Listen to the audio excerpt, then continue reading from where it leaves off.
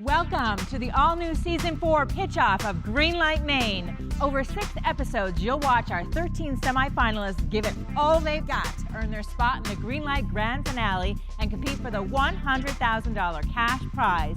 Now, let's meet our panel of judges. CJ Canay, MBA, President Canay Consulting.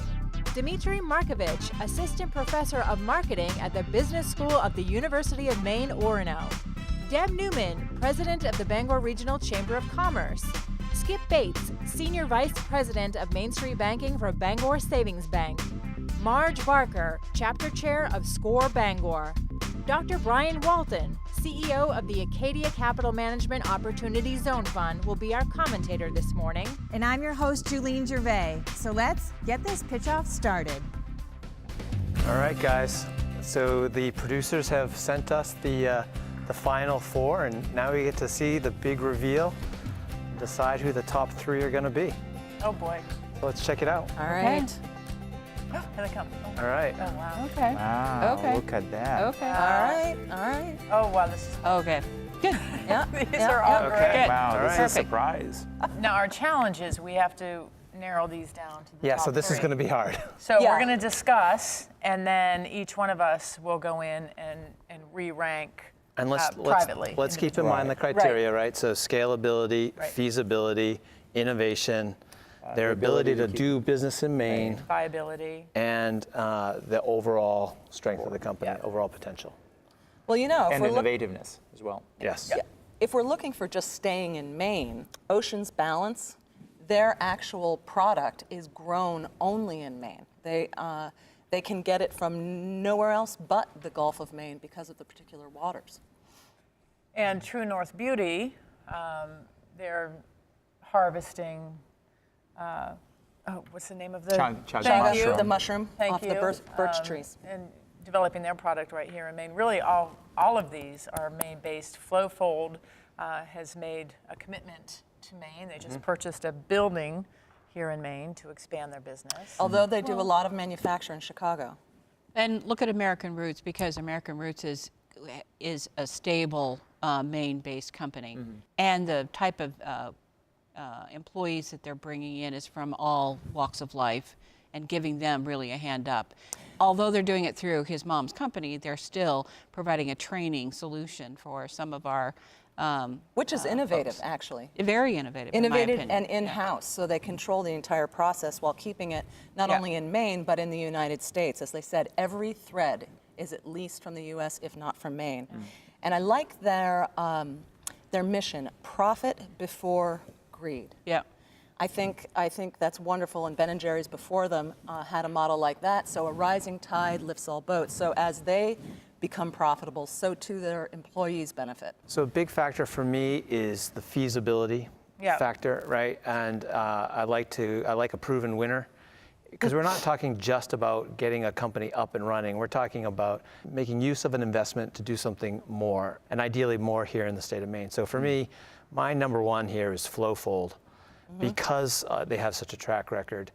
And he was talking about a $250,000 investment. This gets them substantially down the road to being able to get to their next level for production and innovation, and to bring some of that manufacturing back from Chicago to do it here in the new facility that they've bought. I think those guys have a really deep investment, and I think for me that's a really strong candidate. I'm looking at all these companies, and something that differentiates for me is being a multifaceted company.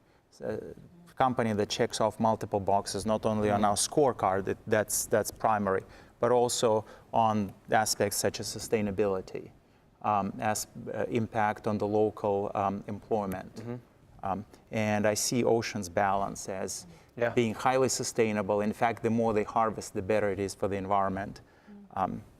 So for me, that would be the number 1 choice on this list. They're close to the top for me as well, because I worry with Flowfold. There are other products that are very similar to theirs, if not interchangeable to theirs in the market, where something like Ocean's Balance. Thank you. Ocean's Balance is truly innovative, doing a truly innovative thing. And I would tend to disagree with you, because although I'm not with you on that one either. I think Ocean's Balance. There are other companies who are harvesting seaweed in Maine and turning them into products. Although I am a fan of that company, I'd like to talk a little bit more about American Roots. Yeah, that's my favorite. They're fabulous. Yeah, I think I really appreciate the commitment that they've made to Maine, the commitment they've made to making it in the USA. Yeah. They've got a proven track record of success already, selling their Polartec products to the B2B market. I think there's real opportunity for expansion, and when I'm looking at job creation, I see a lot of room there as well. If you had to eliminate one, is there one in particular, and why do you think you might do it? So I'm going to go out there and go against what the tide, I think. I love the theme of American Roots, making manufacturing great again, but they make cotton sweatshirts and they repurpose fleece materials. And that's not particularly innovative in my mind. Does it have a strong value for job creation in Maine? Do I think they have viability? Yes. Do I think it's scalable? Yes. I don't think it's particularly innovative. Okay. Skip's gonna love me for this, but if I had to set one aside, it would be Flowfold, but for the same reason you set aside American Roots, because I don't think it's particularly innovative. I think there's a lot of competitors out there. I really love, not only is American Roots bringing manufacturing, and they're so highly committed to bringing manufacturing to Maine and keeping it here, whereas Flowfold is already in Chicago doing manufacture. The American Roots guys are getting their pockets from one state, they're getting their zippers from California. But they're manufacturing here. Yeah. And Flowfold is trying to bring their manufacturing here with their new facility. I'd just like to take a few minutes and we're talking about $100,000 here. The company that we select, or the top three that we select, which of these four can make the best use of that prize? Well, what do you think? To move their company to the next level. Who is it for you? In the spirit of Greenlight Maine. Yeah, these guys are really, moving we're the taking company you to the next level. Boy, and I think Flowfold, again, they've really proven there's a market for their products. They are innovative, and I think they've come to that point where if they are going to scale to the next level, that $100,000 will really help move them. Yep, I'm with you on that. Forward. Nobody said anything about True North. I was just going to bring up True North. I know. Yeah. So what are your thoughts? So for me, I think $100,000 would be an impactful thing to them. It's been basically word of mouth. They're working on their social media. They're working on a separate outlet. I'm a little uncomfortable, frankly, about the sustainability of the mushroom. I know that they're wild harvesting it, and I'm imagining that that's a good process. I don't know enough about it, but that is the one company for me that's just a little bit, I think it will continue to grow, but I'm not clear that it would be as impactful, this $100,000 would be as impactful to sustain it, to let it continue its growth as it might with some of the other organizations. And that may be a company that can continue to grow organically. Exactly. As she has to this point. Exactly. I mean, it's a great product. So. Heather did a fabulous job with her pitch, and I think she does great. have a good team. She's got the master chief on board. They are doing something that is really interesting and going to fit well in Maine, but I agree with you. Somehow it has a sense of, I don't know if it's about sustainability or if it's just so early stage for them. Maybe that's what it is. That's a good point, Skip. Maybe that's what it is. I was trying to get a name to what I've been feeling about them. Yeah. I think that's it. They're not quite there yet. Yeah. Yep. I'm going to give her great credit, though, because her products are amazing. They've come very far. The thought of developing a skincare line is daunting. Yeah. And look at what they've done. And their ingredient list, they've figured this out. They know what they're doing. They have a great team in place. And I was impressed by their ingredients, not just the chaga, but the rest Okay, of it. looks like we're time to... So let's wrap this up, and we got to vote. So First, second, and first third, place, right? Fourth place. What's your top pick? Oh. Can you vote for more than number one? The system seems to let you. They're all number one. Reaching new customers online is hard. You've tried Facebook, Google Ads, email. You even built a website 10 years ago. You're way too busy to focus on digital marketing, and you're not getting results.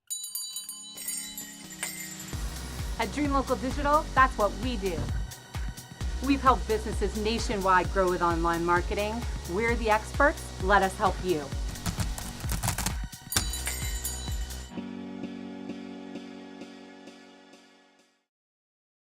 For almost 25 years, Maine Biz has been providing business news, information, and analysis for business owners and C-level executives in Maine. From Fort Kent to Kittery, Maine Biz serves the decision makers of Maine across multiple channels, including its flagship print digital publication, website, events, daily report, real estate insider, and weekly newsletter. Let Maine Biz help your business succeed. Inform, engage, connect. For more information about the presenters and panelists on all the Greenlight Maine shows, visit greenlightmaine.com. Greenlight Maine has reached a milestone. Today marks the 100th episode. Over the past 4 seasons, we've helped promote close to 100 businesses. Prize money aside, more than $15 million has been invested in companies who have appeared on the show. We thought that's a reason to celebrate and thought it would be a good idea to take a look back at where it all began, right here on Commercial Street, and recognize the people who gave us the green light. It all began with these 3 entrepreneurs: Con Fulham, an executive TV producer and music composer; Nat Thompson, former owner and producer at New Center, Maine; and Brian Cochran, CEO of Shamrock Sports and Entertainment. These 3 men shared a vision to shed light on the entrepreneurial climate in Maine and help strengthen it. I had really no idea that we would attain the level of success that we have so far. It was really quite astounding. It is a big production, and fortunately we were able to find the production team at NESCOM and able to use their studio, and we do it during a week in July and a week in January, and there are a lot of people involved. There's about 20 crew members that are involved, and we shoot a lot of shows in a short amount of time. But involved with that is also not only the scheduling of the contestants, but the scheduling of judges. And since we have 3 different judges for each show, we've had close to between 200 and 300 different judges on the show over the 4 years. Season 1 had close to 100 companies try out, each submitting a 3-minute online video pitch. 26 made the cut, allowing them to compete on Greenlight Maine for the $100,000 cash to invest in their business. Don Gooding, entrepreneur and mentor, was the host of the show. He saw firsthand how the show gave small businesses, which are the very backbone of Maine's economy, the boost they needed. I think entrepreneurs in Maine really identify themselves as being an important part of the overall economy in Maine, and I think they see that there's a lot of other positive things going on. It's right there on the TV screen, so they now feel like, hey, I can do that too. Gooding, an entrepreneur himself, has since moved on to develop his own business in the music industry. But during Gooding's time on Greenlight Maine, he had the pleasure of revealing the inaugural Season 1 winner, Tyler Frank from Garbage to Garden. Garbage to Garden! Woo! We have our $100,000 winner! The $100 grand pushed Garbage to Garden to the next level.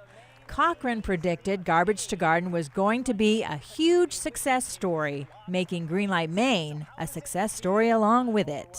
You just know when a company has all the ingredients to make something happen. And I think as importantly with anything that we've dealt with in Greenlight Maine is it truly scalable? Is it something certainly, in terms of the overall vision and certainly beyond even the state of Maine, can they scale, Garbage to Garden in a way that's not only profitable, but in this case, it's really creating benefit to community at large. Even this collaborative trio didn't realize you could lose Greenlight Maine and still win big. Good to Go is a wonderful example of a company that didn't win the prize, but won an even bigger prize. And we found that a lot of companies now, a lot of angels, a lot of investors are watching this series because it's a great way to vet companies. The most awkward moment is when somebody comes in, you're across the desk, and it's awkward, right? It's you're trying to sell somebody's trying to get the pitch, difficult. Whereas now these folks can simply watch the show, pick up the phone, and off they go. And that's exactly what happened with Good to Go at a time when they were really at a point where they needed to scale. The time of when it aired, we were about 1.5 years old. So really very, very green. No one knew who we were. We had a few retailers, we were in a few stores, but not to where we are today. So it got interest. It was able to help get some money, some funding as well. It also got me in the whole idea of pitching, and I had never done that before. I didn't even really know what it was. As a growing business, you're always asking for money, and that's what you have to do. You have to do your elevator pitch, and it was my first tutorial and learning experience of doing that. That was the first step to be like, oh my gosh, there are other institutions here in Maine that will help businesses grow. And that, Greenlight was the first company or first interaction that we had that allowed us that connection. So all the other institutions in Maine are so helpful. To date, more than $15 million in outside investments has been received by contestants since appearing on the show. Bankers don't traditionally bank brand new startup companies, but my people have learned about these businesses and learned how better to interact with them, teach them about the steps they need to take, and we, as I said, we are seeing clients already. And there to help these entrepreneurs to the next level, the judges. There have been a wide variety of judges, all with different backgrounds. The one thing they share, a desire to build business in Maine. I've had the opportunity to talk to numerous different judges. When I run into them across the state, they say, hey, you were on Greenlight. What did you think? Every single person, got more out of it, I think, than even the people who were there. They really enjoyed their time. They loved the exposure to 2 different new businesses. And usually they start to follow those businesses. Behind the scenes, like most anything, it took a village to raise the curtain on this show. A village that included economic powerhouses in Maine. Days Jewelers, Bangor Savings Bank, and MEMIC were first to the table to see the value in supporting entrepreneurs. MEMIC CEO Michael Bork loves the Greenlight mission. I thought, what a great idea. This is a Shark Tank for Maine sort of thing, and it was exciting to think about. What I thought was, though, you might have enough for 5 or 6 or 10 shows, maybe a season. I never imagined it would be able to go on as it has and grow the way it has. Another economic force that supported Greenlight Maine early on is WEX. CEO Melissa Smith stresses the importance of the startup community in Maine and talks about how WEX is a perfect example showing how entrepreneurism leads to job growth. Where did WEX start? It started here, over 30 years ago, and it started with an idea and a family that was willing to fund that idea, and that ultimately has created this this company that we all continue to feed and grow. And so I just think that you never know what idea is going to turn into something big, and we're a really good example of that. So we think that it's important to continue to feed that. Maine is really started and known for that, this idea of entrepreneurism and small businesses, and so we just think it's really important to invest in. The State Department of Economic and Community Development stepped in as the biggest supporter, recognizing the importance of helping businesses grow, and saw how Greenlight Maine aligns with its own mission of building Maine's economy. Tammy Knight is the program manager of the Made in Maine brand. Partnerships that we've had with Greenlight Maine have really helped develop a lot of the partnerships we have outside of the office, with talking to different investors and talking to bankers, and also being able to talk to these businesses and finding out what their real needs are for any expansion programs, whether it be labor or capital, marketing. The Department of Economic Development, Maine Technology Institute, and Maine International Trade Center work vigorously to help the contestants with resources, and in some cases have helped launch some on an international scale. I talked to someone in the EU not too long ago, and they're like, I saw a clip of the company you're talking about through this website, Greenlight Maine. So I think that's the biggest thing for me, is the reach and I think the level of maturity that the entire organization has taken. Oh yeah, absolutely. I mean, I think, in those early days, people are still trying to feel their way around and try to figure out what this is all about and what does it really mean to be a startup. I think that certainly the quality of the people that you're finding on the show it has certainly improved over the last 4 years. So far, this all sounds easy, even glamorous, watching the entrepreneurs on TV making their pitches to a panel of supporting judges who are there to help. But the reality of it all, being your own boss can be a lonely, difficult existence. Ben and Whitney Waxman will attest to that. They own the textile business American Roots in our Season 4 contestants. Start a business, they said. Yeah. It'll yeah, be fun. Yeah. I mean, I could go on for a while about this, but, you know, I mean, when you put an idea on the table, nobody thinks it's a good idea. Like your parents do, and your siblings maybe. Yeah, and your siblings kind of do, and the people you used to work with think you're crazy for leaving your jobs.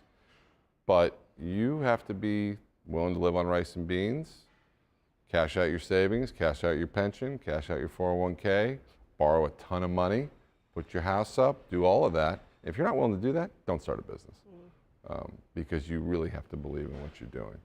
And you have to put it all on the line. But Ben and Whitney's passion is too strong to stop them. Ben remembers the moment he knew he would move back to Maine, following his mother's legacy, working in the same industry, same building even. She did most of her life. So it was a crazy idea. You know, I was sitting in a plow truck after 15 years in Washington, D.C. Whitney and I had met each other. She wanted to change in her life. I wanted to change in my life. Wanted to create jobs in our hometown and in our community. I grew up in textiles with my mom, Dory. I was wearing a vest, and I was like, why is the fabric made in the USA and then assembled overseas? And I came home that night, I woke Whitney up at like 10 o'clock, and I said, we're gonna build a factory, and we're gonna make vests and fleeces and pullovers, and then we got into cotton, and the rest is history. It was a year and a half before they got their first paychecks, and now they are busting at the seams in the Dana Warp Mill in Westbrook and need to expand. The story is very similar for their friend and neighbor downstairs in the mill. Elia Tannhauser of North Spore is the Season 3 winner of Greenlight Maine. He started the business in his garage with his two friends. Winning Greenlight Maine was a game changer for them. What's going through your mind right now? I'm really excited. Yeah. It was amazing. Like, I knew I had a really strong pitch and I really believe in our company, but it was pretty like unbelievable that we won, especially like when we first applied to be part of Greenlight Maine. It was just kind of like, oh, it's something I'll do. Like, I am ambitious. Like, I thought we had a good chance, but I wasn't like counting on winning or anything. So getting that far and then winning was completely amazing. We're continuing to experience a tremendous amount of growth, and the winning Greenlight Maine was a huge part of that. It just like, we knew what we needed to do to grow, and then having some capital to put behind those infrastructure improvements for growth like really was a catalyst to move us forward. From mushrooms to wine, Blewett, the winner of Season 2, Michael Terrian and Eric Martin, two childhood friends with a love for Maine blueberries and plenty of experience in the wine biz, had a vision to give the rest of the world a flavor that represents Maine in an adult beverage. After winning Greenlight, we had this great wine, wild blueberry sparkling wine. People loved it. Blewett's got a name for itself in Maine. But our thoughts were, how do we get this to become something real big? And began to think about introducing it nationally. So what Greenlight did is set us up for being able to expand nationally a year or two down the road. Whether it's helping to scale, promote, or mentor, Greenlight Maine will continue and add to its mission of keeping people in Maine, more specifically, students graduating and working towards bringing new innovation to our state. They'll be able to do that with the help of the Greenlight Maine College Series. We've engaged a whole series of colleges in Maine to start a Greenlight Maine program. If you get them before they leave, and you present them with the opportunity that if they stay here, there'll be all the necessary ingredients to keep you here, and that so many people will reach out and help you. If you want to stay here, believe me, it can happen for you. And so this time around, we did a series of 5 sort of pilot shows, and $25,000 in cash to the winner. plus a year free internet, a year's free telephone, a year's free office space, free legal, free CPA. So literally all the things you need to start your business here, we'll give you. We decided that we could take this to the college level and sort of build a feeder system that would allow the colleges to present their entrepreneurs that maybe would either go on and enter into the regular Greenlight Maine series, or even more importantly, grow businesses here in Maine and grow Maine's economy that way. Our motto is start here, scale here, stay here. It's been a great experience for us at MEMIC to be part of this program. It's been great for the Maine economy, and it's inspired lots of young people and old people with young ideas to bring something forward. So great job, Greenlight Maine. I just want to thank Greenlight Maine for exposing all these businesses to the viewers. There's so much going on in the state of Maine, whether it's in somebody's basement, a garage, or the corner of an old warehouse. Mainers are very innovative, they're very tech savvy, and the entrepreneurial spirit is really, really high. So thank you, your crew, your staff, and everybody involved for bringing all these programs to light. We're very proud of the product we make and the way that we make it. The most important features of our original dog vest are in its design. Traditional lenders, they steer away from unproven track records. In you come. Hold up. CEI gave us the opportunity to build a track record, show that our future path will be more solid than our past. Reaching new customers online is hard. You've tried Facebook, Google Ads, email. You even built a website 10 years ago. You're way too busy to focus on digital marketing, and you're not getting results. At Dream Local Digital, that's what we do. We've helped businesses nationwide grow with online marketing. We're the experts. Let us help you.